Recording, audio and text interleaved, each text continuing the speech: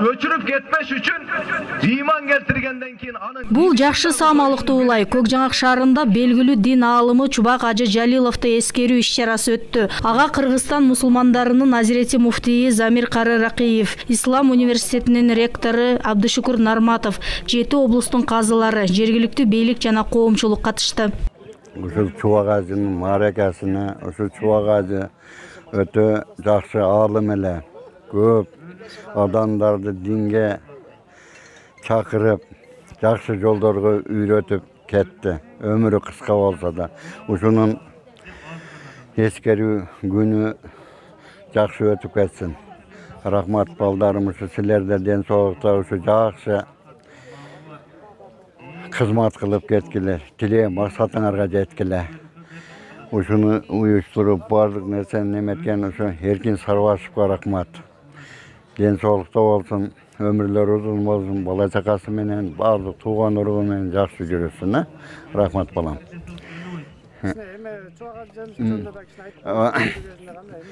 Чубак Ажы ушу биздин Кыргызстаныбызга дин боюнча аалым эле жакшы нерселерди, үлгүлүү нерселерди аз жашаса да көп нерселерди таштап кетти.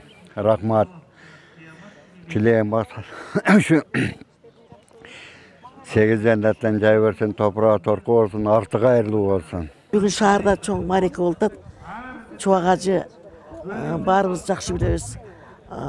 Бүт кыргыз журтчулугу жакшы билген ушундай аалым киши эле.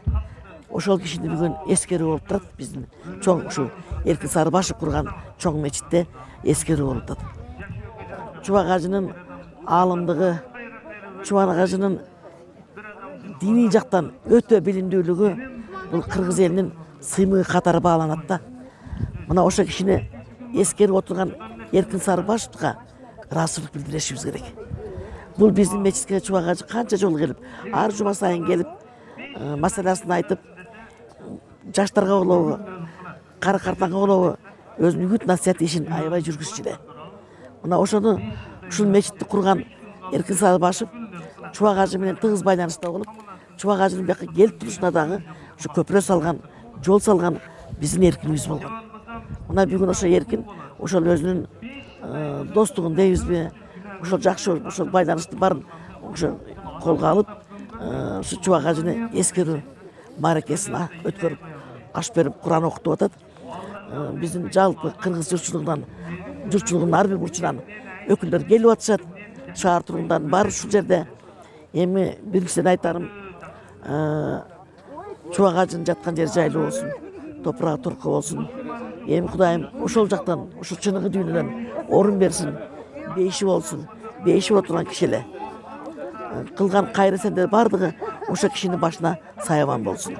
Ал эми ошо эскерип, ушул эскерүүнү уюштуруп, ушу Куранды окутуп аткан Эркин балама кааларым чың ден соолук, узун өмүр, бала чакасы менен аман эсен болуп, ушу эли журтунун сыймыгы болуп, эли журтунун ыраазычылыгын алып жүрө берсин. Кече мына туу көтөрдү.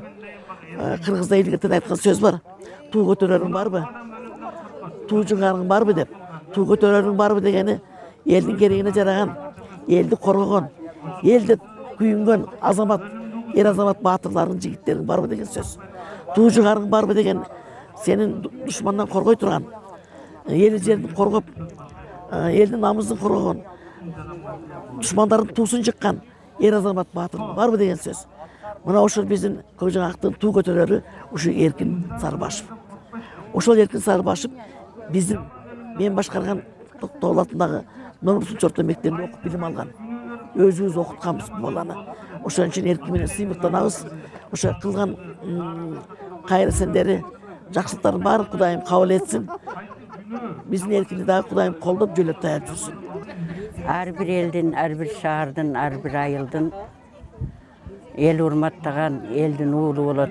Ошондой уулубуздун бири Эркин Сарбашев. Эркинге Аллахым ыйман берип, Чубак Ажынын сөзү менен айтканда, Маман Ажынын сары баласына ыйман берип, ыйман очогун курду деген сөзү бар эле. Очогун кургандан кийин жалпы мына бүгүн чоң bir майрамга айландырып отурат. Жалпы 7 дубандын алымдарын, молдолорун чакырып, ушул биздин шаарда 7,5 жыл кызмат кылган чубакка Куран окутуп атат. Ылайым ушундай балдар көп болсун. Биз бир эле биздин Көкжаңакта эмес, жалпы 7 дубандан көп чыксын. Ар бир экинчи, үчүнчү ата-эненин баласы ошол өзү ойлогондой ата-энесин сыйлаган, жалпы жашаган жерин сыйлаган, ал турмак Кыргызстанга кызмат кылган балдар көп чыксын. Чубак ажы жөнүндөгү мына ушул баланын идеясы менен Көкжаңактын тарыхы жаралды. Китеп бүттү. Куда буюрса жакында чыгат. Ошондо чубак ажыга өтө чоң орун берилген. 7,5 жыл кызмат кылуу жердеги тентек балдарды ыйманга чакырды, тарбия берди.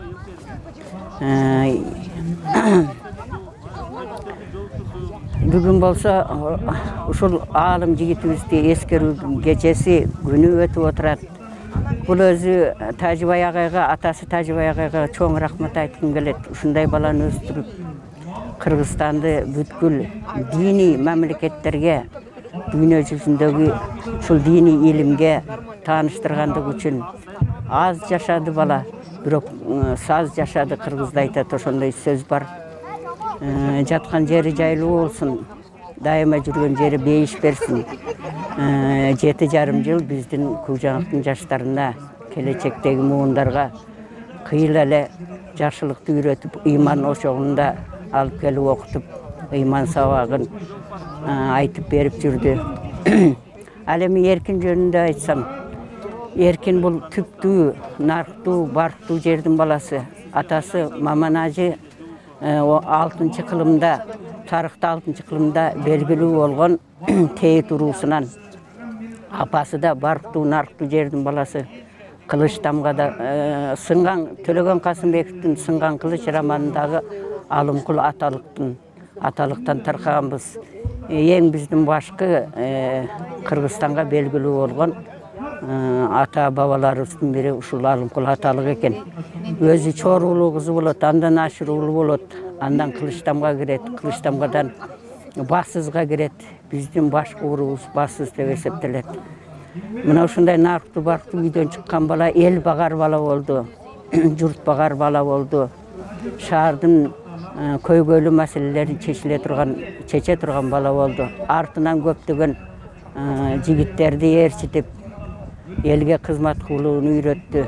Ушу жалпы эле шаарымдын атынан, бизге окшогон байбичелердин атынан Эркинге узун өмүр, ишинде ийгилик, кажыбас кайрат каалайм. Ар бир айылда, ар бир шаарда ушундай балдар көбөйө берсин. Баткенден чыккан 72 жаштагы бир аксакал бар, экөөбүз бирге окуган элек жогорку окуу жайында. Ошол Ичкилик кыргыздардын тарыхын жазып жүрөт. Бул китеп 2020 жылы жарык көрдү. Ушул китепти барактаган болсоңор, Тейит уруусу жөнүндө жазылган. Ошолордун ичинде Эркиндин дагы аты бар. Бул иш-чара раматылык аалымыбыз Борборазия белгилүү болгон Чубак ажы Жалиловдун элесине арналган иш-чара болуп атат. Өзүңүздөргө белгилүү болгондой Жалал Абад областында ушу Эркин Мамановичтин демилгеси менен ушу курулган мечитте түштүктө байма-бай ал киши келип сабак берип, ушул түштүк регионунда сабак айтып турчу да дайыма. 10 жылдан ашык сабак айтып, ушул мечитте кызмат кылган. Мына тагдырыбызда ушундай жазылган экен. Чубак ажыбыз ааламдан өткөндөн кийин пандемия оорусу болду. Мындай жалпылап жолугуша турган деле мезгилдер көп учур болбой калды да. Мына азыр ошол кыйынчылыктар бар артта калгандан кийин ошол кишинин артынан Куран окутуп, ошол кишинин элге берген жакшы сөздөрүн жаштарга да мындан ары улантып, ошол кишинин насааты менен жашап, мындан ары да улансын деген максатта Кыргызстан мусулмандар диний башкармалыгынын муфтийси Азирет Муси Замир кары, Ислам университетинин ректору Абдышүкүр Ажы Нарматов, ошондой эле көптөгөн областтын казылары да коштоп келип бул иш-чараны уюштуруп турат. Максатыбыз ошол ааламдан өткөн Чубак ажынын илимин, насаатын жаштарга мындан ары улантса, ошонун айтылган сөздөрүн мындай үлгү кылып жашаса, жаштарыбыз мындай жакшы тарбияда, исламда, динде, мамлекетти сүйүп, мамлекетке мындай патриоттуулукту ойгото турган сөздөрүн мындай уланса деген максатта иш-чара уюштурулуп отурат. Дин жаатында бүгүнкү күндө кандай иштер? Өзүңүздөр билесиңер, дин жаатында аябагандай иштер көп болуп атат. Бул дин эркиндиги болгондон бери 25 жыл өткөн болсо, диний кызматкерлер өзүнүн ордун, кыргыз мамлекетинин ичинде өзүнүн ордун таап алдык десем адашпайм. Себеби мындай ыйман жаатында, патриоттуулук жаатында, идеология жаатында мындай өзүнүн бир кандайдыр бир деңгээлде өзүнүн ордун таптым десем жаңылышпаймын. Жалпы элибиз мусулман багытында, мусулман динин кармагандыктан бул тармак бизге аябай мындай маанилүү, анан ушул тарапта иштер аябагандай көп жүрүп атат.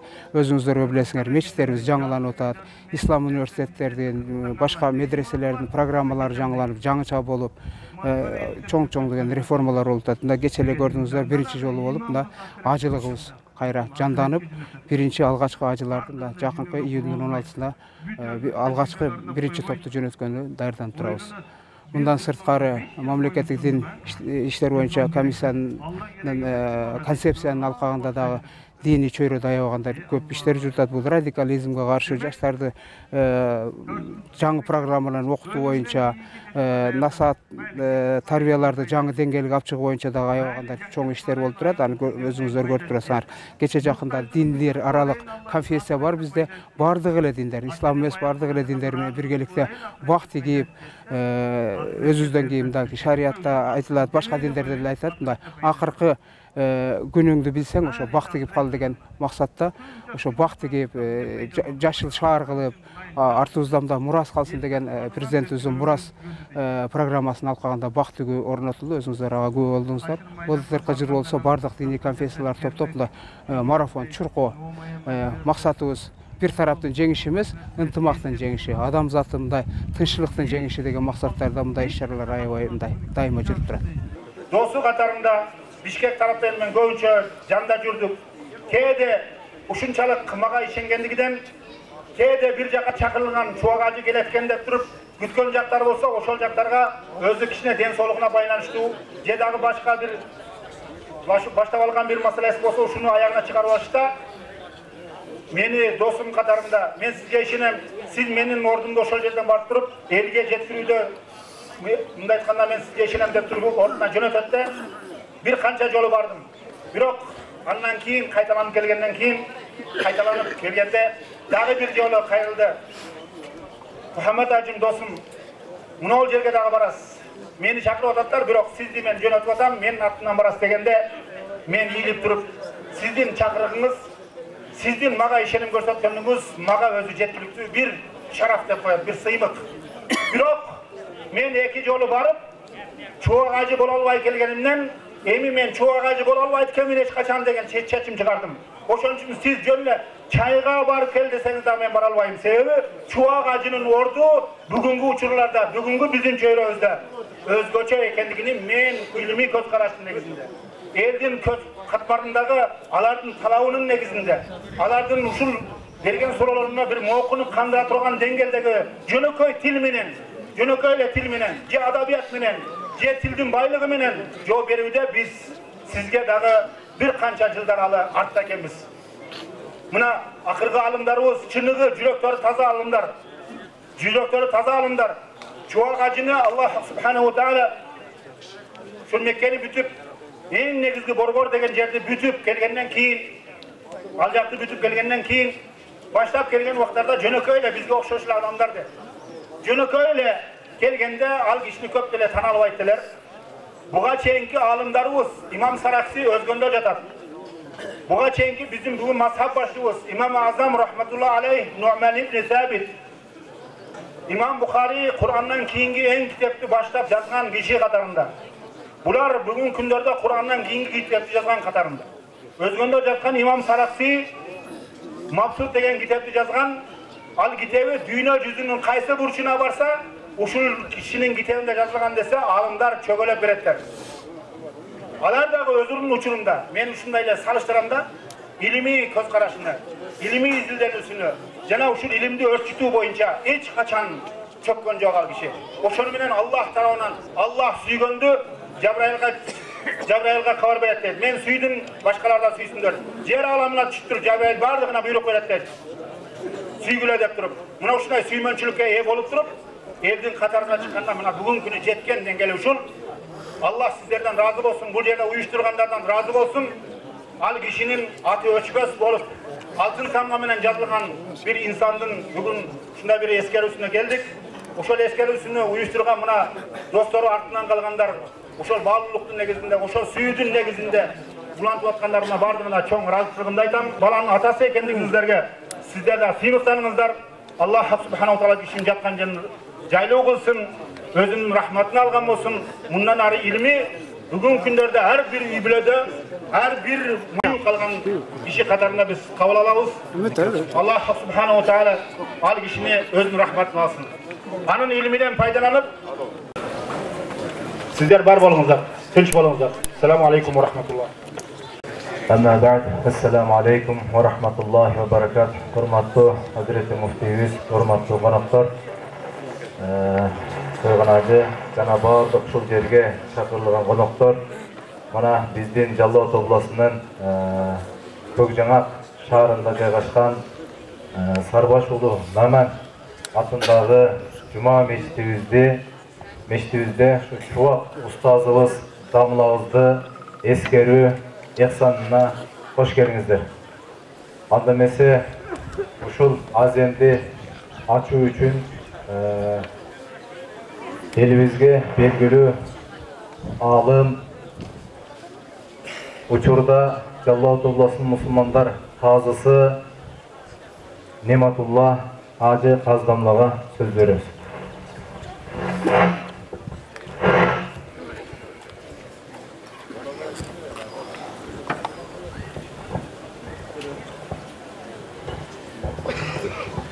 Bismillahirrahmanirrahim. Elhamdülillah. Ve salatu ve selamu ala Resulillah amma ba'd. Assalamu alaikum ve rahmatullahi ve barakatuhu. Bugünkü günde Peygamber Muhammed sallallahu aleyhi ve sellem'den muratkeri olgan hurmatlı alımlarımız. Bugünkü gün hurmatlı tuğanlar jönököy gün emes Sayyidul Ayyam kündördün mırzası olgan Cuma günü Alam momun musulmanlarına belgili olgan Kırgızstan momun musulmanları urmattap, sıylap, kadırlagan marhum alımız Çubak Hacı'nı eskerүү ekseni olup atat. Mına uşul eksenge bugünkü günü Kırgızstan musulmanlar dini başkarmasının Hazreti Muftiyi Zamir Karı baş bolgon. Oşonda öyle mamleketlik Kırgız Respublikasının mamleketin aldığındaki din komissiyanın bugünkü gündögü төрөгасы Toyğonbay Жорубаевичтер жана дагы белгилүү аксакалдарыбыз, алымдарыбыз келген. Эмесе ушул жыйынды биz бүгүн өтүп кеткен алымыбыз мархум алым Чубак Hacı'нын арбагына арналган Кур'ан-ы Карим менен баштайбыз. Кур'ан-ы Каримди Чубак Hacı келип ушул жерден медресе түптөп, балдарды чогултуп, өзү шайлап кеткен Мирлан Кары окуп берет. Bismillahirrahmanirrahim. وَسِيقَ الَّذِينَ اتَّقَوْا رَبَّهُمْ إِلَى الْجَنَّةِ زُمَرًا حَتَّى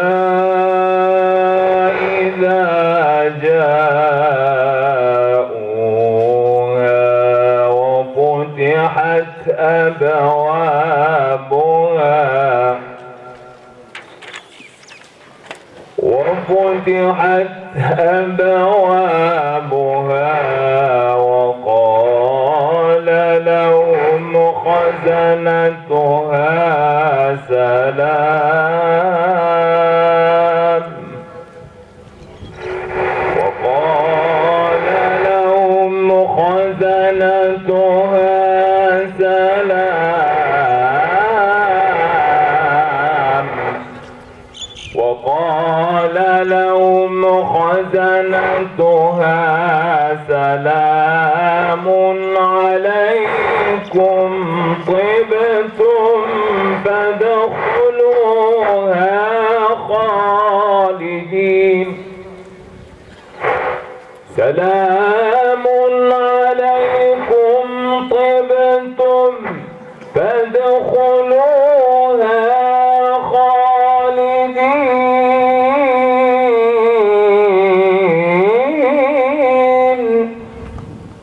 وقالوا الحمد لله الذي صدقنا وعده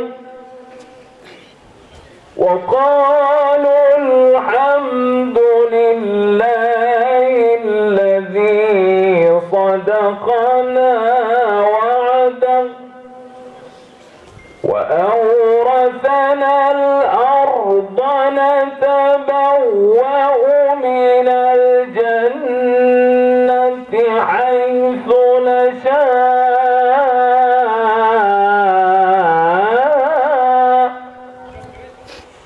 فنعم أجر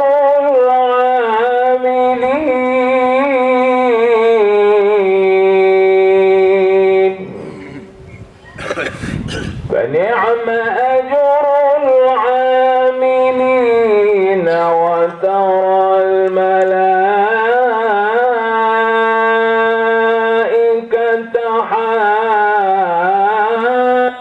حافين من حول العرش وترى الملائكة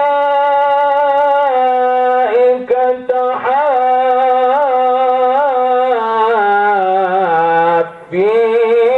من حول العرش يسبحون بحمد ربهم وقضي بينهم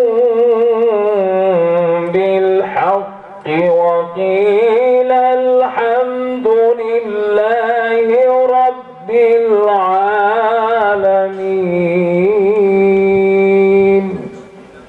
سبحان ربك رب العزة عما يصفون وسلام على المرسلين والحمد لله رب العالمين آمين. الحمد لله والصلاة والسلام على رسول الله. اللهم تقبل منا إنك أنت السميع العليم وتب علينا يا مولانا إنك أنت التواب الرحيم. اللهم يا رب العالمين وكلن قرآن المصابن Peygamber Muhammed Mustafa sallallahu aleyhi ve sellem'den orkuna şol dünyadan ötüşkön çalpı musulmanlarının qatarında bugün köşü niyet kılıp çoğul vatkanız çoğa acep kevizden arbağına bağışladık. Kudayım jatkan jerin jaylu imanı salamat kılgın. Allah Ta'alam derecesini biyik kılgın. Mürzelerin genen nurdu kılgın. Kuday Ta'alam kılgın emgeklerin canına joldaş başına gölöpe kılgın. Özündün cennetinden cay bergin ya Rabbal Alamin. Allah'ım Kur'an'dan hurmatı menen bağırdığı katınçlık amaçlık bergin. Allah Ta'alam bekem iman ihlas bergin. Allah Ta'alam kılgan dualarımızdan bağırdığını kabul kılgın. Bugün köçe yenimizde iyi gülüptü, yemiştü, ayaktaştı Kudayım nasip kılgın ya Rabbal Alamin. Bu şol yerde ağaca kevistin arbağın seylap gelgen har bir insandan har bir kadamlarına gururu soğupta tücaskın. Kuday Ta'ala bağırdığımızda ihlas tuğulgın. Allah Ta'ala muşuğulu cuma gününde türavuz dualarımızda kabul kılgın ve ekidüğünün baktısın bergin. Ve sallallahu ta'ala ve sellem ala khayru halqihi Muhammed ve ala alihi ve ashabihi ecma'in bi rahmetike ya Erham. Sözleri keyinde kabul kılsın. Hurmatlı musulmanlar, emese bugünkü algaçkı sözdü Çuvaak Hacı'ga daima hizmet kılıp akbatasın algan, janında daima çoğu birge жүрüp kançalagan kеңештерди çoğu kılgan, bugünkü күндө Kırgız Respublikasının din işleri boyunca Mamleketlik Komissiyanın direktörü olup başkarıp turgan Abdükarov Toygonbay Jorbayev'e berебиз. Туғандар, алыс жақындан келген қадірлі қонақтар, бүгін bir жағынан сүйінішті, жиын болбаса екінші жағынан біраз өкінішті. жогорудагы аты аталган алымыбыз, устазыбыз, досубуздун эскерүү күнү болуп отурат. Ошондой Борбор Азияга белгилүү болгон Кыргызстанда аттын кашкасындай залкар алымыбыздан ажыраган күндү эскерип отурабыз. Ошол кишинин атына, арбагына, элесине арнап Куран окуп жыйылып отурабыз. Бүгүнкү келген коноктор баарыңыздарга терең ыраазычылык билдирген алымдарыбызга, Азирети муфтийге, казыкелерге мен бир аз токтолоюн. Мындан 7 жыл мурун, адашпасам 7 жыл мурун ушул мечиттин ачылышына баарыбыз келип, ушундай маанайда ушул мечитти ачтык эле. Ушул күндөр болсо керек, 24-майбы, 25-май күндөрү эле. Ошондон ушу Эркин аканын суранычы менен ушул жерге сабак кылсаңыз, биздин элдерге мындай бир элге насаат сабактарыңызды айтып турсаңыз дегенде, ал киши дароо эле макулдугун берген. Себеби түштүккө ушу сабак кылыш менен арзуу тилегим эле. Эгер ушул жерде уруксат берсеңер, мындай мүмкүнчүлүк болсо мен бул мүмкүнчүлүктөн пайдаланам деп 7 жыл ушул жерге каттап сабак берип насаатын айтып жүрдү. Ушул 7 жылда өзүңүздөр билесиңиздер, айрыкча Кожак эли жакшы билет, коштоп кошо жүрдүм мен. Канча деген араздашкан адамдар ушул жерден табышты, канча деген таарынышкандар жарашты, канча деген куушуп келген үй бүлөлөрдү ушул жерде талагын бекемдеп, кайра никесин кыйып берип, жашоосун уланган күндөрдү күбө болду. Албетте бул биздин жашообузда эң бир жакшы күндөр эле. 7-8 жыл ушу дин жолунда жүрүп, динге жайылткан чоң алымыбыз жанында коштоп жүргөн күндөр эң бактылуу күндөр болчу. Мына аттың тилекке каршы Алланын мыйзамы ушундай экен, бүгүн ошол кишинин өзүнө Куран окуп, эскерип ото турган күн болуп атат. Көкжаңак элине терең ыраазычылык билгиземиз, себеби Чубак ажы ушул жерге келгенде ушу Көкжаңактын активдүү жаранындай эле болду. Каалаганындай урушуп, каалаганындай текшерип эле сабагын кылат эле. Бир кайшы айткан киши болчу эмес. Аэропортто тосуп алат эле адамдар, боштуктарды аердер маселесин чечип, жалгабастыктарды жолдоо маселесин чечип, калган сабактар ушул жерде, сабак ушул жерде болгон менен интернет аркылуу бүтүндөй ааламга ушул жерден таркап турат эле. Эми тилекке каршы дамлабыз бул ааламдан өтүп кетти. Бирок өткөн менен анын сүйлөгөн сөздөрү, сабактары адамдардын жүрөгүндө ташка тамга басылгандай болуп калып калды. Адамдарды ушунчалык акыйкат сөз жүрөккө орнойт экен, талашкандар Чубак ажы айтты дегенге чейин жетти. Аллах Таала эрте алып кетишин билген экен, ушунчалык каттуу, ушунчалык тез сабак кылдырды окшойт. Бизге билинбептир бул ушундай чоң адамдын жанында жүрө берип, жөн эле досубуз менен жүргөндө жүрө бериптиз. Көрсө бизге ал учурларда билинген эмес экен. Бүгүн мынакей эскерип билип отурабыз. Кыргызстанда канча деген жерлерге Чубак ажынын атына арналып мечиттер курулуп атат. Эртең буйрусам базар коргондо бир айыл ачылып атат. Эртең бир көчө ачылып атат, мечиттер ачылып атат. Ал кишиге арналган конференциялар болуп атат, семинарлар болуп атат, мындай бир Куран окуу жыйындар болуп атат. Ал кишинин сүйлөгөн сөздөрү окуу жайларда окуу курамы болуп аталып атат. Эми эмне айтмакчымын? Акыйкат сөз ушундай экен, акыйкат сөз ордун табат экен. Динде, ыйманда жүрүп, бул жашоодо өлүм ак болгондон кийин мынакей кылган эмгеги бүгүнкүдө бааланып атат. Албетте ал киши тирүү кезинде деле бааланган, өлгөндөн да мына бааланып отурган көрүнөт. Эми сиздерге көп сүйлөбөй, бир аз ошону эстегенге, мүмкүнчүлүк бергениңерге чакырганыңарга Аллах ыраазы болсун. Мындан кийин да биз ошол кишинин казык айтмакчы батасын алдык, дубасын алдык, кошо жүрдүк, тагдырыбызга жазылган экен, дос болдук. Ал кишинин арзуу тилектери бар эле, көп айтылган сөздөр, насааттар бар эле. Колубуздун келишинче биз ошону мында калгандарыбыз тирүүлөр кылып беребиз. Алымдарыбызга рахмат, ушинтип барып келип, коштоп келип, дамлабызды эскерип отурганда. Анан мен Эркин ака барбы буяк? Эркин ака келип коюңуз. Эркин акага мен чоңдугума байлы, чоңдугума таянып бир буйрук чыгардым эле. Азыр окуп коесузбу? Буйрук сыйлоо жөнүндө Кыргыз Республиканын Дин иштери боюнча мамлекеттик комиссиясынын дини чөйрөдөгү мамлекеттик саясатын ишке ашырууда кызматташкандыгы жана көмөктөшкөндүгү үчүн буйрук кылам. Кыргыз Республикасынын Дин иштери боюнча мамлекеттик комиссиясынын кызматташтык үчүн аттуу төш белгиси менен сыйлансын. Элнур Тегирмен жоопкерчилиги чектелген коомунун жетекчиси Көкжаңак шаарынын элинин сүйкүмдүү уулу Сарбашев Эркинбай Маматович сыйланат.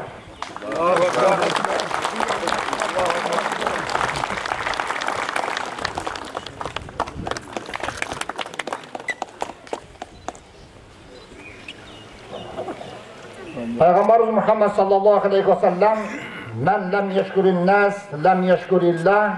Egerde kaysıl bir insandın jakşılığına rahmat dep şükür keltire albagan insan Allah Taalaga dagı şükür keltire albaysa, bugünkü bu Kökjаңак jagına şaarına erkin taksiribizin ebegeysiz çoğ salımı işleri var. Bu meçittin salınganına, eli jurtubuzun çoğulganına, bugünkü eksenge koşkon salım ötö çoğ. Erkin Mırza söyleyiniz kut bolsun.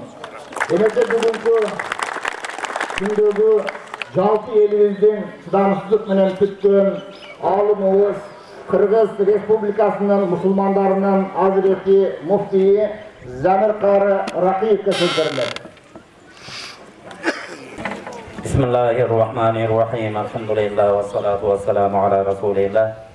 Allah subhanahu ve ta'ala'ga çeksiz şükürler. Peygamberimiz sallallahu aleyhi ve sellem'ga salavat, salamlar saytkandan keyin hurmatlı atalarımız, ağalarımız, bu yerde apa, ejelerimiz, karındaşlarımız jüröt. Bardığımızdan Allah Ta'ala razı olsun. Hurmatlı betboğanlar, mına bugün şu ulu alımımız, bardığımızdan ustazımız, Çuvağa Jeke degen şu Kırgız elinin ustazı, bir insanlar mına bardık moldalarımız bir-iki medrese açıp oşoğa, mudarris bolup oşoğa ustaz bolsa, Çuvağa Jeke bütün Kırgız eline ustaz bolgan. Oşo 7 yaşar baladan 70'ge çeyinki, 90'ga çeyinki aksakallarımızdan bardığı oşo kişiге şakirt boldu. Allah Teala oşo ustazdığımızda estep şu yerge çoğulup atabız. Kuday Teala jatkan jerin jaylı kılsın, mürzelerin nurlu kılsın Allah Teala. Allah Teala oşol dünyada getirgen gemçilikleri olsa Kudayım geçirgen bolsun. Soğuklarını arttırıp canına yoldaş kılsın. Ardında kançalagan, dua kılgan insan turat. Kudayım buyursa inşallah bir jannatta şu özünün bir rahatın görüp atat degen niyette turabız. Allah Teala'nın bardığımızda oşonday bir dua tileklerdi kıluvçulardı kılsın. Çuvağa Jeke oşonday bir ulu insan eken, mına Toygunbay Jeke aytkanday bardığımız janında jürüp oşonda ulu ekenin bilbey, kadırın bilbey, geýbir uçurlarda tarınıp, geýbir uçurlarda algışını kektep, argандай sözlerde aytkanbız seni. Bir hurmatly bir togandar şu dünýeden ketkendeň kadırın bilet ekenmiz. Allah Teala şunda ulu insandı arabızdan alıp ketipdir. Kırgız eli, jalpı Kırgızstandyklar algışı ketkende kançalagan maselelerin çeçe albay kaldı. Uşu maselede bir çuvagacı bolgonda başkaça bolat ele dep, oşonda bir kalkты uşunda karmap turgan kişi ekenin, hiç bir biiliksiz ele, hiç bir yerde iştebey ele, jönüne karapayım adamdın arasında jürüp durup, oşonday abroy adamlardan oşonday bütün maselesini çaçıp turgan kişini mına eskeri oturabız tileke karşı. Hem bul Kudaydın taqdırı eken, Peygamberimiz sallallahu aleyhi ve sellem bilesler enenin kursağında kende, bala yenenin kursağında jatkanda uşu nerseler ajalı, anın kaçan ölüşü, anın kança rızkı jeşi, bu dünyada emni amalı kılışı, bu dünyada anı baktıruu bolup, baktısız bolup oşo nerse taqdırına жазılat eken. Al nerse özgörülbөгөн nerseler, hurmatly bir toğan, ajaldy hiç kim arı je biri jıldırıp koya albayt. Kuday Teala oşa çektegen ajal bar eken, Allah Teala жазıp koygan. Allah Teala bir nerseni kısa tuğra emes kılbayt. Allah Teala bardık nerseni tuğra kılat eken. Hurmatly bir toğanlar oşon üçün Çuvağa Jekebizden ajalı de oşa 45 yaş ömürde жазgan eken, arabızdan mına ayrılıp ketdi. Bir oğuşunu unutbaşımız gerek, alımlarımız ajal жазılgan, anı hiç kim özgörte albayt. Al nerse Allah Teala'nın kolunda nerse, Allah Teala'nın buyruğunda nerse, bir o kanday ölüş, ölümdü hiç kim arı veri jıldır albayt, bir o kanday ölüş ekeni adamdın ihtiyarına koyulgan nerse deydi. Kanday ölüsün, bu dünyada alımlar, kanday yaşasan oşonday ölüsün, kanday olsan, kıyamatta oşonday tirilesin degen. Çuvağa Jekebizde şu abir menen, adamların koştuğusu menen, şehit havalında, oşonday oğrunun kesepetinen, oşonday oşol uçurlarda, tütöp turgan uçurlarda, ata balasının janazasına baralbay kılgan uçurlarda oşonda gitti. Bir oşonda bilesler, adamdın barkı oşonda eken, militsiyalardın toskonuna karabay, 10 ming деген, 20 ming деген адамдар келip, ушентип көз жаш төгүптүр, ушентип узатышты. Пайгамбар саллаллаху алейхи ва саллям bir адам өлгөндө, ошол адамга bir rivayatта 40 adam deyт, bir rivayatта 100 adam келип, чын жүрөктөн кайгырып, жаназада ушундай ыйламсырап туруп, ушу жакшы адам эле деп дуа кылган болсо, ошол адамдын бейишке барышына ошо сүйүнчү болот деген. Урматтуу бир туугандар, ошон үчүн Чубак ажакебиз иншалла бейиште деп билебиз. Алла таалам дуаларыбызды кабыл кылсын. Урпактарынан, урпак деген ушундай, кан деген ушундай куйт экен. Балдарынан, неберелеринен өзүнө окшогон ушундай аалымдар келишин тилейбиз. Алла таала мына ушу Эркин акеге, мына Кыргызстан мусулмандар дин башкармалыгынын атынан дагы мондай жаркыраган мечитти куруп, элдин кызматын кылып, ушундай улуу аалымыбызды эстейбиз деп ушундай калкылдаган элди чогултуп, ушундай маареке уюштуруп атканыңызга ыраазычылык билдиребиз. Өмүрүңүздү узун кылсын, элибизди тынч кылсын Кудайым. Бардыгыбыз ибадатка жакын бололу, дуа кылалы. Бардыгыбыз эми Чубак ажакедей инсандарды арабыздан башкаларынан да чыгарсын. Кудай таалам барыңыздардан разы болсун. Ассаламу алейкум ва рахматуллахи ва баракатух. Рахмат, урматтуу Hazreti Mufti Замир кары, ажыр соолуктор Чубак ажыбыздын сөздү Бишкек шаарынан келген Hazreti Mufтинин бүгүнкү күндөгү кеңешчиси, Чубак ажынын ардактаган, урматтап, дайыма сыйлап жанында алып жүргөн досу, чогуу окушкан, ислам окуусунда, жашоосунда, тиричилигинде, жумушунда дайыма бирге болгон досу Асан Ажыга сөз берилет. Алейкум ва рахматуллахи ва баракатух, урматтуу жамаат. Аллах субханаху ва таала бүгүнкү улуу күндө кылган дуаңыздарды, тилегиңиздерди Аллах таала баарыңардан кабыл кылсын. Урматтуу жамаат, мына жогоруда айтылып өттү. Бүгүнкү негизги эскерүүчү нерсе мына Чубак ажы рахматтуу досубузду эскерип, атына берип, Куран окуп, дуа кылган келүүдөн отурабыз. Ошондуктан мен биринчиден Чубак ажы жөнүндө бирок кыскача айтып өткүм келди. Чубак ажы экөөбүз башынан эле 92-жылы жерде Аштам отурат. Ээрчитип келген экен ушу биздин айылга. Ушу дин жагына окуусу келип атат, балам кандай бир жол бар деген ошондо таанышканбыз жайы боюнча 92-жылы. Анан баарыңарга белгилүү Кыргызстанда убагында муфти болгон, кийинки дагы казы болду. Ошол Абшүкүр дамылабыздай, Чубак дамылардай бир атагы, даңкы далаветке динибизге кызмат кылган бизде адам бар эле, аны баарыңар аксакалдар көбүнчө таанып калды, мусулман кылажы деген. Мына ошол кишиге эшитип, ушул досум окуган атыптыр, ажаба бир дуаңызды берсеңиз деп, ошол кезде ким болсо эле ушу мусулман кылажына дуа алса, ушу болуп кетет деген адамдын ушундай пикири бар билесиңер. Коямыз досумдар болуп кетсин деп анан Чубак ажын эшитип алып, Аштамдар үйдө калды, эс алганча. Мен эшитип атсам, анан мусулман кылаж жакшы сөздөрүн айтат акчы. Жакшы насааттарын айтып, балам, сен динге кызмат кыласың. Анан мусулман кылажды эки дуасы болот эле. Бирок динге багыттаган адам болсо, балам сен муфти бол, анан кичине бир соодагер болсо сен чоң бай болуп кет деп дуа кыла берет эле. Анан мусулман кылажы ушундай дуа берди, сен балам Кудасы келечекте чоң муфти болосуң, чоң алым болосуң, динге кызмат кыласың деп аябай жакшы дуа берип, биринчи кадамы ушу айтылуу мусулман кылажы абабыздын дуасы менен башталган Чубак ажынын тарыхы. Кийин анан окуду, окуганда эле бул алтын медал менен бүткөн бала экен, тез эле медреседеги балдарын өтүп, анан сабак бере турган мугалимдер түгөл калган ошол убактачы. Анан айтылуу Абсатар дамыларды окуду, Молдагаз дамылды көп жыл окуду. Кийин Меккеде окуду, Меккеде окуп келгенден кийин сөзүмдү кыскартайын, өтө узак тарыхы иштеп калды фатва бөлүмүндө. Ошо фатва бөлүмүндө иштегенде биз да алдына ушул күндө муфтият иштеп атабыз. Муфтияттын өзү адатында адамдар кечки саат 4-5 чейин жумуш болот бизде. Элдин баары 5 чейин иштеп келсе, Чубак ажы түнкү саат 11:20, 11:30 чейин иштейт болчу. Түнкү саат 11:30. Ана мага чалат. Асан ажы каякта жүрөсүң, кел мени Көк жар деген жер бар, ошо деп мечиттин жанына таштап койсом, нарага той таш деген жакта үйү бар, алыс бир шаардан 20 километр. Мен чыгып кетем деп. Опту деп күндө 11:30 ошо жерге апарып таштайм, той таш деген жер коем. Жолго таштабай апарып келейин деп 6 ай ташып акырына кийин машина алып алган өзү каттап калды. Мен муну эмнеге айткым келет? ушунчалык эмгекчил, мээнеткеч адам эле бирөө суроо менен келе турган болсо, аны суроо жөн эле кетирип берсин, ага далил таап изденип, китептен изденип, ага печат коюп, акыры ошентип изденип отуруп, казып 11 жарым түндө күндө бул кишинин ушундай адам болчу да. Ушундай улуттук даражага мээнет кылса анан жетет экен адам. Ошон үчүн ошол жигитти мынакей жакындан колдоп кээ бир адамдар. Чубагачы кээ бирде сүйлөгөн сөздөрүн угуп атасың азыр. Эмелерде кайрылууларында жүрөт. Кээ бир адамдар бар менин жашоомдо. Өзү көп дагы диндар болбосо дагы, бирок жакындан жардам берген адамдар бар. Ошолордун бири дагы мына Эркин ака болуп калды. Ошо Бишкекте жакшы жардам берип, офистеринде канчалаган маселелерди чыгарууга жардам берди. Алла сизден ыраазы болсун. Ушундай иш-чараны уюштуруп атыпсыз, Кудайым ыраазы болсун. Өтүп кеткен чубак досубузда Кудайым рахматын алсын. Алыстан келген дамылларыбызда да Кудайым ыраазы болсун. Казакелер, муфти дамылабыз, Ашкүр дамыла, Кудай таала барыңарды кылган дуаңарды кабыл кылсын. Анан бир узак жакшы чубак дамылар жөнүндө эмелер бар. Аны бир кеңчиликте айтып беребиз. Рахмат барыңарга. Рахмат Асан ажы. Ажы менен Асан ажынын күрөшү жалпы ааламга белгилүү болду.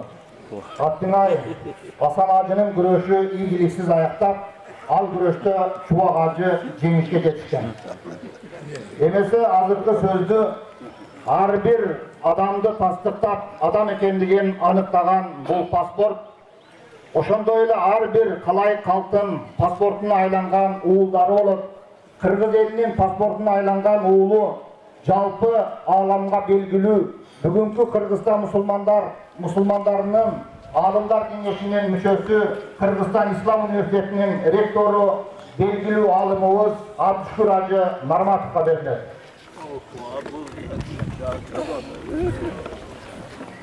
Bismillahirrahmanirrahim. Elhamdülillah ve salatu ve selamu ala Rasulillah.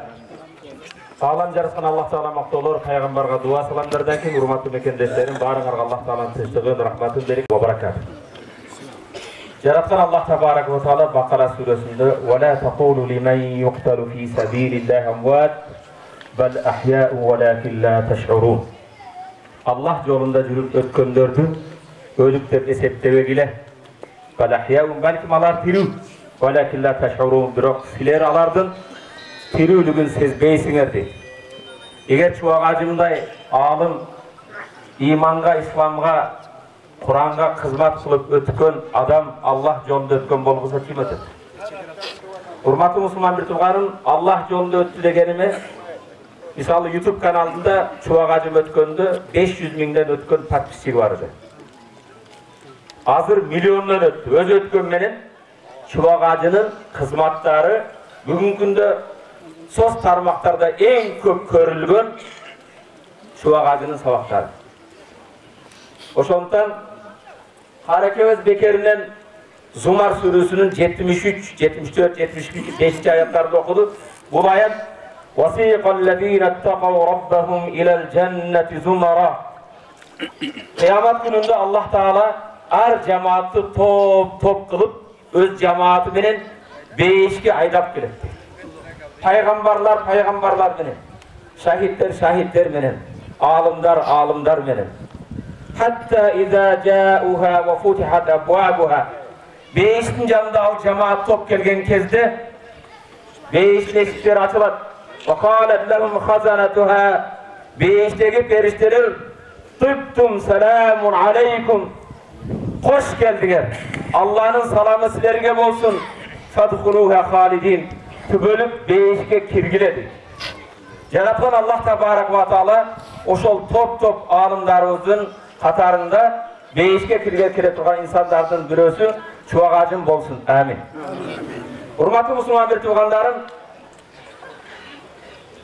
Пайгамбарыбыз саллаллаху алейхи ва саллам "Маутул алим мусибатун ла тужбар." Алымдын өлүмү ушундай мусибат, эч качан ал айыкпаган жара дейт. Же алымдын каза болуусу кээ бир саясатчы, кээ бир бизнесмен башка өткөндө орду толугус жоготуу болду дейт. Негизи орду толугус жоготуу бул алымдын өтүүсү. Урматтуу мусулман бир тууганым, ажекем иманга, исламга өтө чоң кызмат кылды. Бирок биз ажекеге болгон чыныгы сүйүүбүз, ихласыбыз ошол устазыбыздын айткан насааттарына, анын калтырган мурастарына кызмат кылып жатабызбы, амал кылып жатабызбы? Бул башка маселе. Бир устазыбыз айтат, жаназага бардым дейт. Жаназага барсам, атасын лахатка коюп, чыккандан кийин ботодой боздоп ыйлап, үшүнөн бир жигит кетти дейт. Ким десем дейт, каза болгон атанын экинчи баласы дейт. Атасыны лахатка койгон, атасын ушундай сүйгөн жигит кабырдан чыгып, өзүнү жоготуп койду, суу себип башка кылып, сөйлөп үйгө алып келдик дейт. Табиий нерсе, атага болгон сүйүү. Бирок 2 күндөн кийин Кур'ан окуганы барсам, азыл тиштери көрүнүп, каткырып күлүп отуруптур. Достору менен. Бирок бул да табиий нерсе, туурабы? Күлкүнү жараткан да Аллах, үйдү жараткан да Аллах. Бул табиий нерсе. Бирок табиий нерсе эмне, урматтуу мусулмандар туган?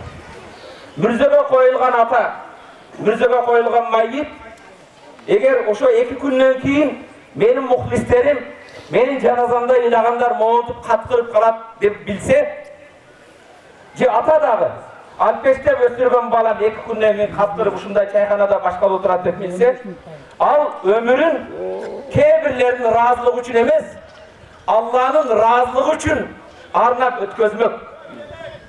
Мен Чубак ажы менен көп сапарда болдум. Чубак ажы динибизде ла яхафу лауматал лаим, наалат айтчулардын наалатына, соцсетте пикир жазгандардын пикирине башкаларга эч көңүл бурбайт эле. Ар бир жасаган ишинде Аллахым эмне дейт?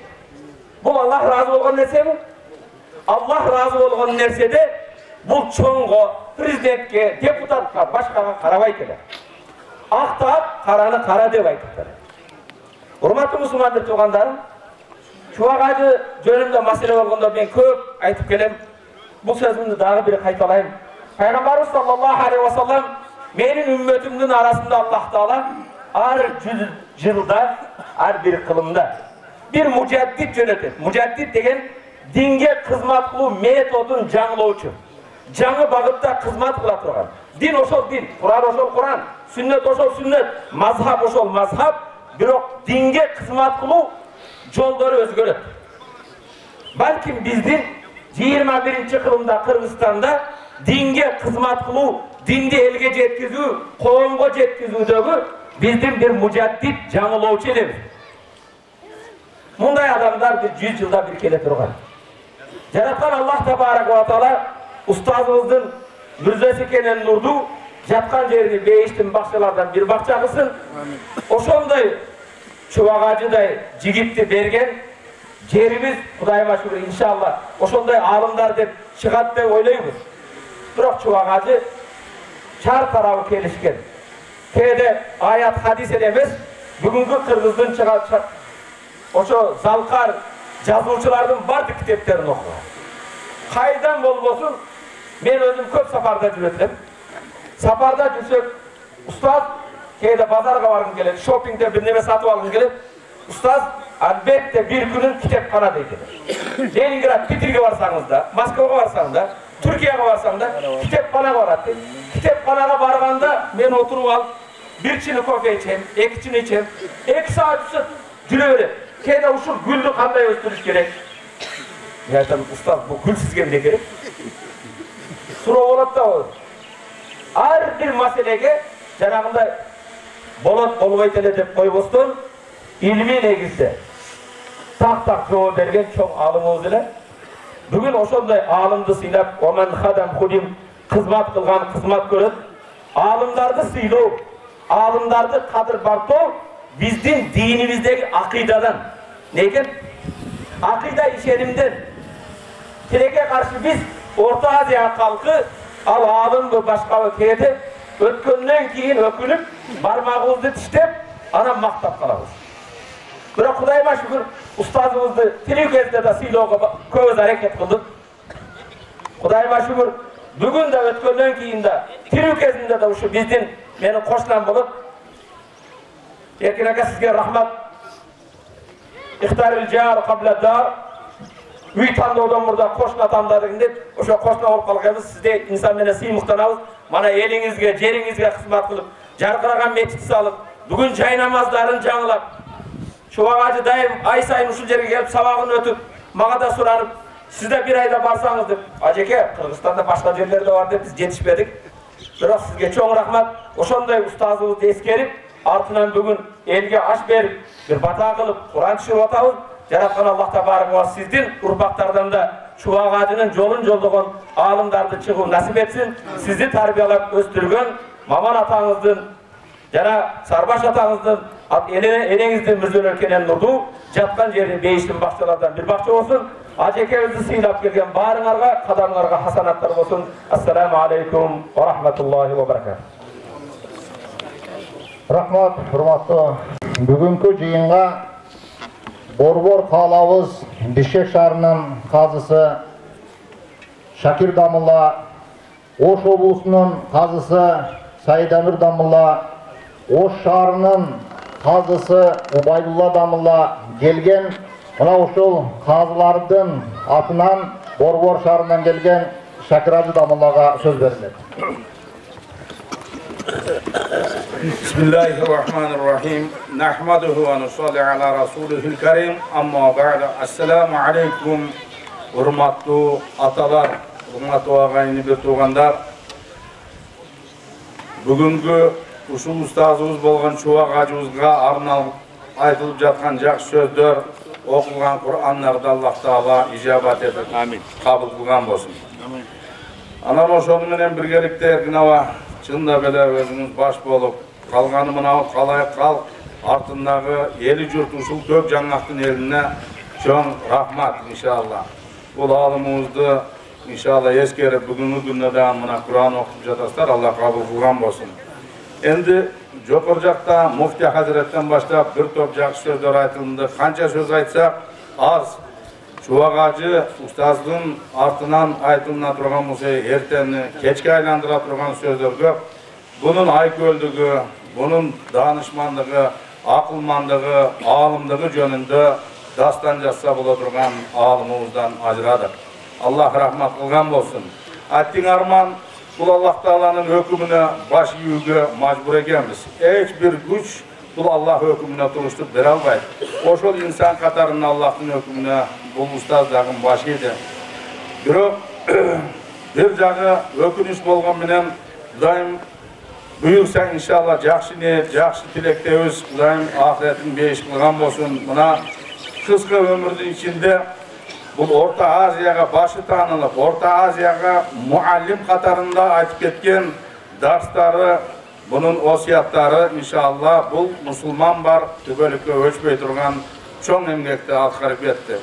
Cibраил алейхиссалам күндердің бірінде пайғамбарымыз Muhammed Mustafa sallallahu aleyhi ve sellem huzuruna gelip айтты: Ya Muhammed, iş ma şi'te fe inneke mayyitun. Ya Muhammed, yaşağının kağlaganday kağlagança yaşağın, bирок albatta sen bir gün ölümsün. Demek bu hüküm siz menen bizge. Demek oşondoy ölümge başı yiyip ketti. Bирок kağlaganday kanday. Bu siz menen bizge muallim katarında yaşoodunla tartibin.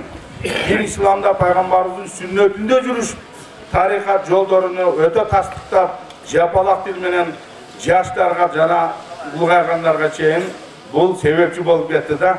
Бул бир гана Кыргызстан эмес, айтылып жатпай Орта Азияда, Кыргызстан, Казакстан мамлекеттеринде дагы бул устаз бизде кандай таанылганыбыз ошондой danışmanlığı менен таанылып кетти.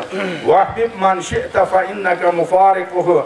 Жакшы көргүн, кимди кааласаң жакшы көр деп жада Cibраил алейхиссалам пайгамбарыбызга фа иннака муфарикуху. Sen bir günü al, жақсы көрген insanlarından da ajırayсың. Demek hurmatlı bir tuğan, bu Allah Taala'nın hükmüne baş yiyümünen bizim aramızdan bu alımımızdan üstünde gitti. En akırtısı bu üçüncü vasiyatı وَعْمَلْ مَا شِئْتَ فَاِنَّكَ مُجْزِئُنْ بِهِ.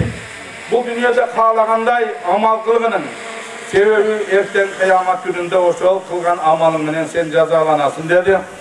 Çubak ustazımızın жүрүш, duruşu, Bunu süylөгөнү, alımdığı kılgan amaldары inşallah şar'i ketdi dep ümit kılabız inşallah. Bunun alkol danışmanlığı men ança-munçasının köpçülüktün kolundan gelmey turgan bir alkoldügüne men uşunçalık tangır kaydelem özüne de suroo berip aytardım.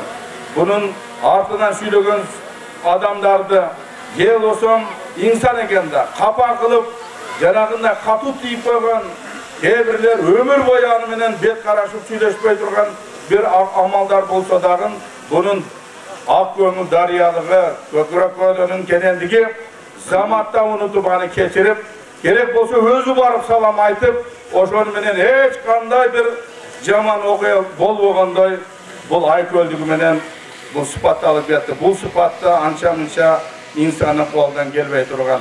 Attiň arman kıska ömür arabızda bugünkü günde yok. Birok inşallah insanın ömrüne jaraşa osiyatı meselesi siz menen bizge kaldı. Oşonu sizler menen bizler yaxşı tatına kakılıp amal kılıp kala turgan bolsok inşallah bu ustazdın ardından siz menen biz dagı jakşılıkka erişebiz degen ümitdebiz.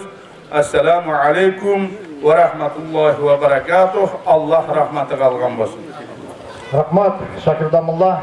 Hurmatly konuklar. Oşonduktan biz har bir cemaatка birden gana söz berişti keçtik. Cuma namazdağı jakındap gele jatat. Emese hazırkı sözdü Bişkek kalasından gelgen Tuzak koğumunun jana oşol jerdegi bir top insanlardan atынан atayın oşol jere gelip amana sözün aytуу üçün Güljiget Tasırga söz veriler. Gelin Güljiget Tasır. 5 minut kaldı. Birge 5 Allah barakat. Bakın zorlaşlarımız bugün insanlar günü eskeri günü oturat. Bizim жалпы Kırgızistan'daki din alımları topluluk barına tereң karşı bildirgimiz kelet. Ana bu yerde erkin aka uyuşturup Tuzak koğumu menен birgelikte. Biz ошо коомдун атынан биздин төрагабыз келе албай калды. Кубейт эле сапарда төраға орынбасарларыбыздан Музафар агай келдилер. Андан кийин экинчи төрагабыз ал дагы сапарда болуп калганына байланыштуу биз өзүбүз келип биздин өрөндүн ынтымагында бекемдөөдө салымын кошуп келе аткан эркин агабызды ыраазычылык билдирип коюп келип отурабыз. Ошол ыраазычылык каттарыбызды тапшырып коебуз. Уруксат этсеңиздер. Анан бүгүнкү сунатқан insanlar barıkın kabul olsun. Bizim rahmatlık ağımız şu an acı 100 milyonda jaralap turgan birletimizin ortaca demez. Жалпы İslam dünyasının ağım ele. Şu eskerip gelgenlerin varmasın tereң razıçılık bildireriz. Şu bugünkü insanlar kabul olsun, Kur'anlar kabul olsun. Elimizden, yurtumuzdan şu Adıköy'e okşagan ağımlar çok çıkışına dilekleşiriz. Hep dua kılabız. Çok rahmat.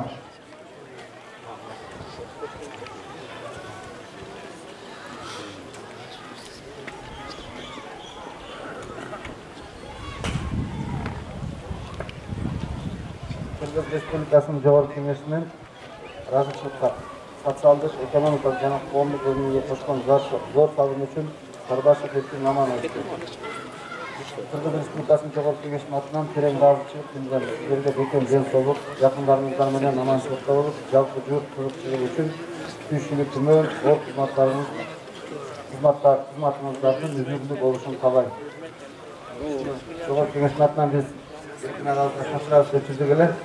Шуну тапшырып коюуга уруксат этиңиздер.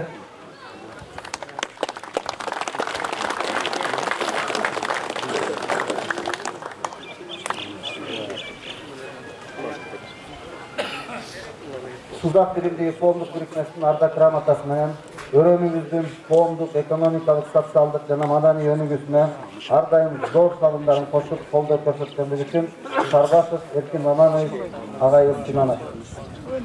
Tuzak bilimdegi коомдук бирикмесинин төрагасы Нуралиев.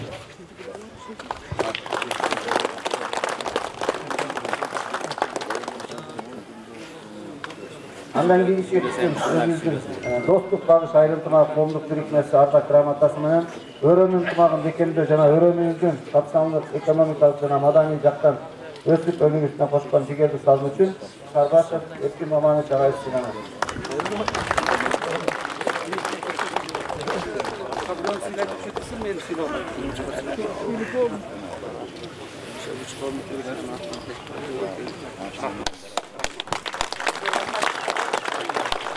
Рахмат, сізге тақырыбыз мына Көгарт елі сіз менен кыйматтанып жүрөт.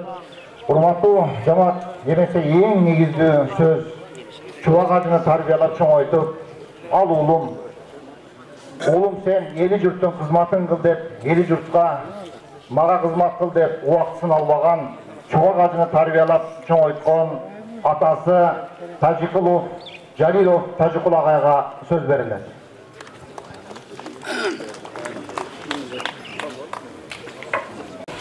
Ассаламу алейкум. Бүгін келген меймандарга чоң рахмат.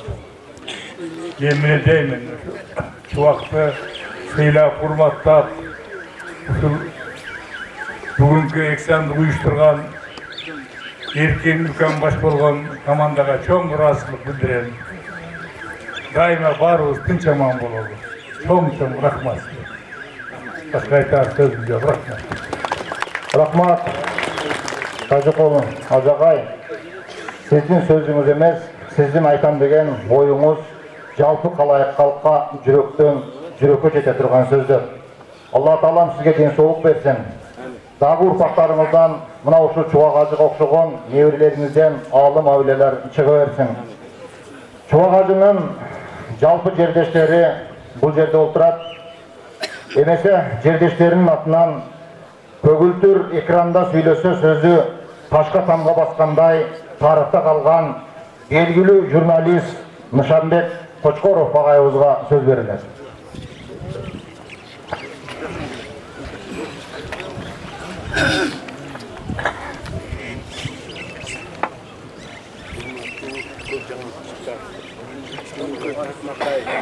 Микрофонуңуз ачык. Мен ойлойм, бүгүнкү күн Көкжаңак шаарындагы максатына жеткен күндөрдүн бири. Ушундай чоң салтанаттуу күндө мен бир 2-3 темага кайрылгым келет. Ал тема ата менен бала, жаңа бир туугандык гана жөнүндө. Албетте адилеттүүлүк деген маселе кошо турат. Бүгүн мен ушул сиздердин алдыңыздарда чыгып сүйлөп жатып, жалпы Көкжаңак шаарынын элине дагы бир ирет чоң ыраазычылыкты айткым келет. Эмне үчүн? Мен ушу бүгүнкү мааракени уюштуруучунун болуп тураткан Эркин Мамановичти келагы 25 жыл так деген да. Ошонун ичине 20 жыл Көкжаңакка Эркин менен өтө көп ирет келдим. Көкжаңак шаарынын 60 жылдык мааракесин уюштурганда да келген. Эми муну менен эмнени айткым келет? Ушундай мезгилде мен мына ушул аты меситке коюлган Маман Аксакал менен далай эле сүйлөштүм. Көзөтөрдө ушул кишинин көзү өтүп кетсе баласына эстелик болуп калсын деп, şu акыркы күндөрүндө Маман аканы отурууну алып, чечүүгө интервью алганбыз. Анан мен сурайм, Маман ака, эркин сизди уулуңузду кандай деп ойлойсуз десем, ал менин уулум эмес, ал менин атам деди. Мен өмүрүмдө биринчи жолу уктум ушу сөздү. Өзүнүн уулуун атам деген. Демек, ошо баласынын улуулугун ошол киши ошондо толук сезип, билип, өзү жеткен экен. Мына ошол атадай болгон уул мынандай мечитти куруп, жөн эле мечитти куруп коюп басып кетпей, бул жерге улуу инсанды имам катарында алып келүүнү да кошо насип кылыптыр. Мына ошол күндүн насиби бүгүнкү Таснакай күнгө шериктеш болуп отурат. Туугандар, мен чубак ажыны бала кезинен бери билем. Биз тууган адамбыз. Мектепте окуган күнүнөн бери билем. Аны ким тарбиялаганын билем көбүнчө. Мына ошол чубак ажы Эркин экөөдө ымалашып, ушул Көкжаңак шаары бир кездерде эмес, мына ушул эле күндөрдө моралдык кризиске батып, баспай, шаардын ичи талкаланып калганда элге эмне керек эле? Элге руханий азык керек болчу. Руханий азыкты биздин мамлекеттин бийлиги бере албастан эркин мечитти куруп туруп чубак ажынын оозу менен алып келди. Албетте бул кандай жакшы сөз туугандар. Бирок өкүнүчтүү нерсе биздин мамлекет дал ушул чубак ажыдай болгон идеологияны жүргүзө албай, светтик саясатыбыздын аксап атканы бул чоң арман. Ал эми чубак ажы мен ойлойм, бул жөн эле бир ушул Көкжаңактын мечитине келип сабак өтпөй, түштүк элин дин ислам багытында ойготту. Эсте каларлык чоң иш жүргүзүп кетти. Андыктан биз ал ушул чубактын арбагына дагы бир ирет бүгүн өзүбүздүн алкыштарыбызды айтып, анын жаткан жери жайлуу болушун Кудайдан тилеп кетели. Мен сөзүмдүн соңунда бир гана нерсени айткым келет туугандар. Бир кездерде кыргыз элинин жаңажасын чыгарган биздин Манас атабыз 40 чоро коштогон. Ошо 40 чоро кыргыздын 40 улусунан болгон. Чубак ажы кыргыздын Мундуз деген урусунан болгон. Ошол Мундуз деген уруунун бир баласы 3-4 кылымдарда Европага чейин барып, ал Адилет, Аттила деген ысымга конгон. Андан кийин мен мына ушул уруунун дагы бир тарыхын кичине айтып коеюн туугандар, жаман көрбөңүздөр. Биз бала кезде артынан чуркап мусулман кыл ажы деген киши келет десе топурап биз аттык эмес ошо кишини көрөргө барар элек. Ошол кишинин атын улакка чакса аты кандай болду деп карар элек.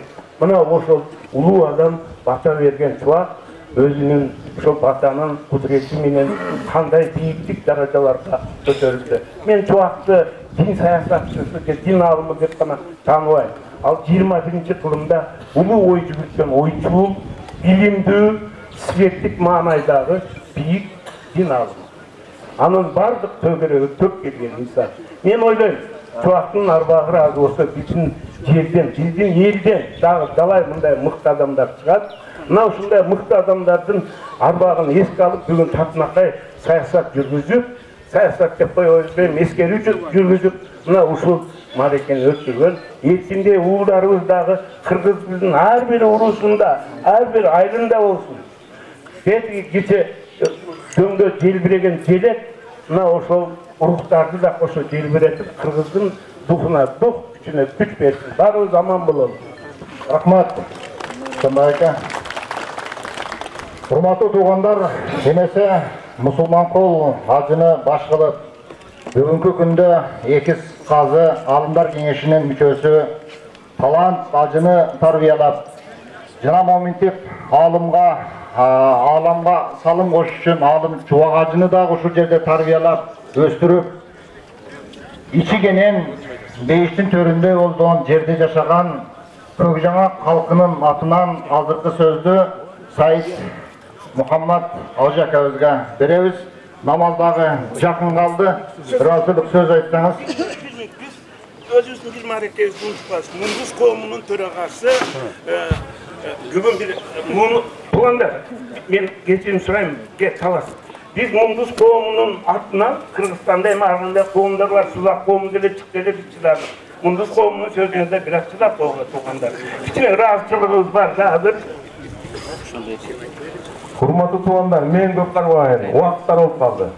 Дин иш боюнча айтып, мага чейинки таксырлар, алымдар, Кыргызстанды башкарган дин башкармаларынын бардыгы айтып кетти. Мен айтайын дегем, биринчиден чубак ажы таксыр жаткан жери жайлуу болсун, топурак отуруп койсун. Экинчиден бул дилди дил жагын эмес, бул киши деген Кыргызстандагы мындай саясий дагы жагына аралашып, экинчиден ушул бүгүнкү күндөгү башкарып жаткан аттуу баштуу Кыргызстанды башкарып аткан кишилер менен дагы чогуу бир коомдук ишмер катарында дагы аралашып жүргөнүнө мен ушул баа берем. Экинчиден эми ушул даражага жеткенине атасы менен энеси бүгүнкү күндөгү ушул Тажыкул эке отурганы энесинин тарбиясы өкөн тарбиясы деп эсептейм. Ошол туугандар буга чейин алымдар айтып кетти.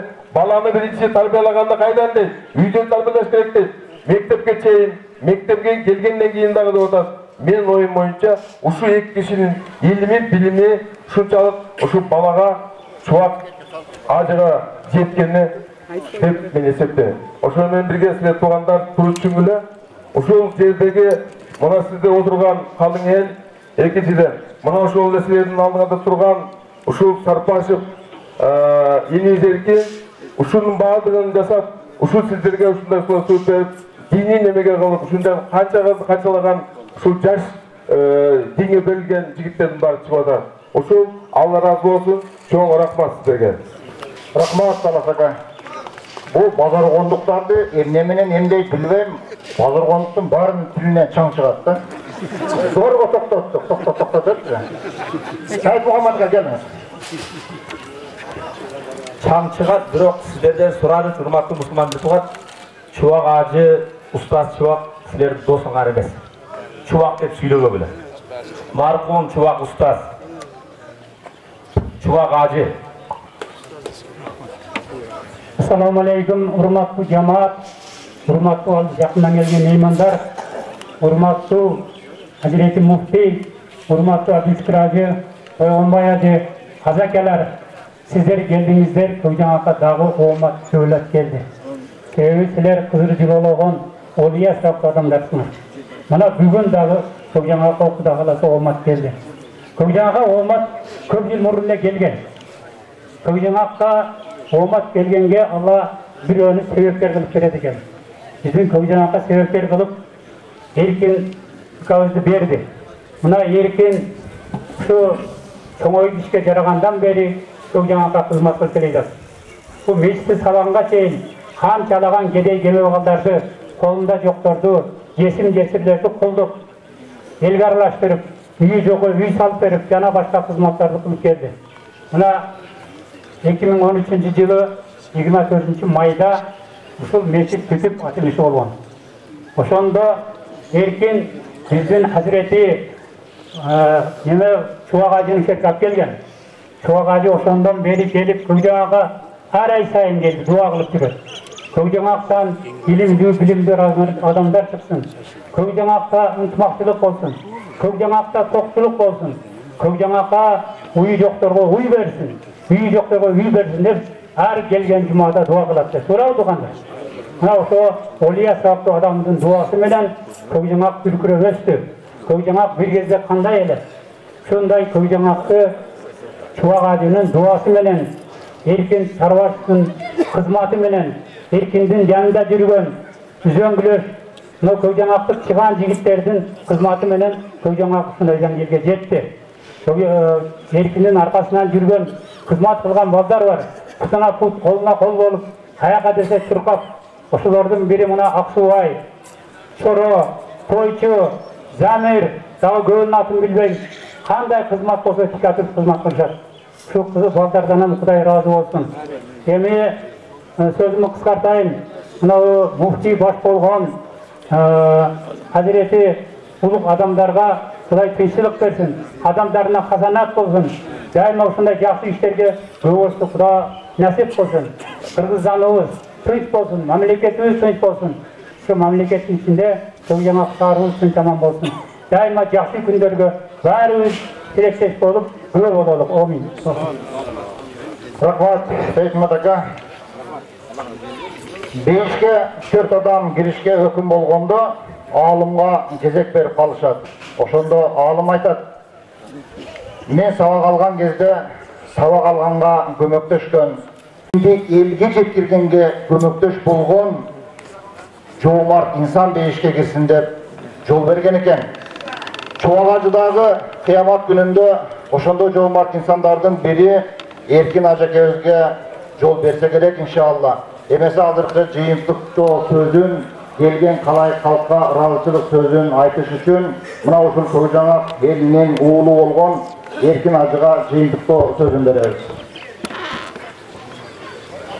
Сауыржан ажака, жакыныраак келип туруңуз, батаңызды бересиз мен. Биздин элибизде сыйлап келген алымдар, барыңыздарды бүгүн келип, ушул биздин жыйыныбызга ушул кысага катышканыңыз келгениңиздер үчүн чоң ыраазычылык билдирем. Негизги айта турган сөздү мен көп жакшы сүйлөй албайм да, анычы. Ошондуктан өзүмдүн оюму бир оз айтып кетсем. Негизги көп учурдан бери Баксарыбыз Чубак ажы өткөн акыркы күндөрү мынакей тойгона чыгып отурат, чогуу бир жерде отуруп сүйлөшүп отурганыбызда бир жакшы бир сөздү айтып эле. Анан кейін мен дагы оюмда ошол нерсени айтып койсом деп айтып атам. Ажыбыздын сөзүн. Эркин аке, Көкжаңакты аябай сагындым. Айрыкча алдыңыздагы биринчи катарда отурган, биринчи алдында отурган аксакалдарды аябай сагындым деген бир жакшы сөзүн сиздерге жеткизип коеюн дедим эле да. Ошол сыңарда мен айтып, биздин үмүтүбүз ушул биздин Көкжаңактан мындай айтып көргөндө 40 уру эл чогулган, канча дагы түрлүү башка улуттун адамдары бул турчу элек, ушул көп мурун көп сөздү окчу элем. Көкжаңак эли ынтымак болбойт деген сөздөрдү окчу элек да. Анан огуп, кандай ынтымак болбойт? Биздин Көкжаңак ушундай ынтымак болуш керек деген ушул нерсе менен аракет кылып келе жатканыбызда ушул Чубак ажыбыз ушул жерге келип, элибизден азыр тойгон ажы айтып өттү. Баарыбызды өзүнчө бир тарбиялады. Ал тарбия только биздин Көкжаңактык эмес, жалпы кыргыз элине тарбиялады. Жалпы кыргыз эл эмес, мен ойлоймун, ислам динин баарын тарбиялады деп ойлоймун да. Ошондуктан бүгүн атайын чакырып, ушул биздин Чубак ажыбыздын ата-энеси, жакын туугандарын ушул жерге чакырып, өзүбүздүн бир чын ниетибизден бир ыраазычылыгыбызды айтып коелу деп ойлодук эле.